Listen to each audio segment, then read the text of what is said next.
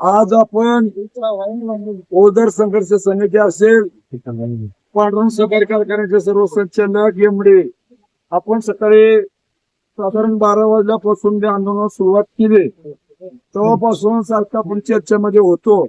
आम्ही नेहमी त्यांना मोठ्या मालकाची आठवण करून देतो. त्याने आमच्या बरोबर त्याने आठवण करून दिली.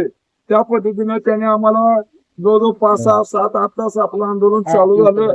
आपण कारखान्याची गव्हाणी बंद पाडली, परंतु हे पाळत असताना आम्हालाही माहित आहे की चांगली संस्था पण आमच्या रक्तात नाही.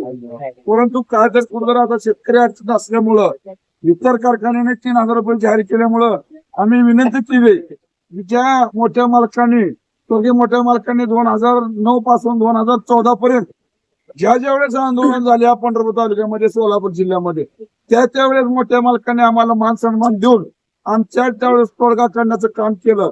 त्या तोडगा काढत असताना मोठ्या मालकावरून दबाव येत होता, परंतु त्यावेळेस त्याने दबाव पुढे झुकले नाहीत. मला माझा शेतकरी महत्वाचा, संस्था महत्वाच्या, ह्या उद्देशाने त्या ठिकाणी मालकाला त्याच बरोबर आता प्रशांत मालकाने स्वतःच भूमिका घेऊन आम्हाला आज चांगल्या प्रकारे मान सन्मान दिला, 2 वेळा चहा दिला, नाश्ता दिला. आम्हाला अशी काय वागणूक इतर कारखान्याची दिलेली नाही. त्यामुळं प्रशांत मालक असेल, त्यांचे सर्व सहकारी असतील, सर्व संचालक असतील, एमडी साहेब असतील, त्यांनी वारंवार फोनवर चर्चा करून त्यांनी सुद्धा सकाळपासून नाश्ता नाही, चहा नाही, काय नाही, आणि आम्हाला वारंवार त्यांनी चर्चा करून चर्चेमधनं मार्ग काढण्याचा प्रयत्न केला. आणि त्यांनी आता 3,000 रुपये पहिले उचल अशी जाहीर केलेली आहे.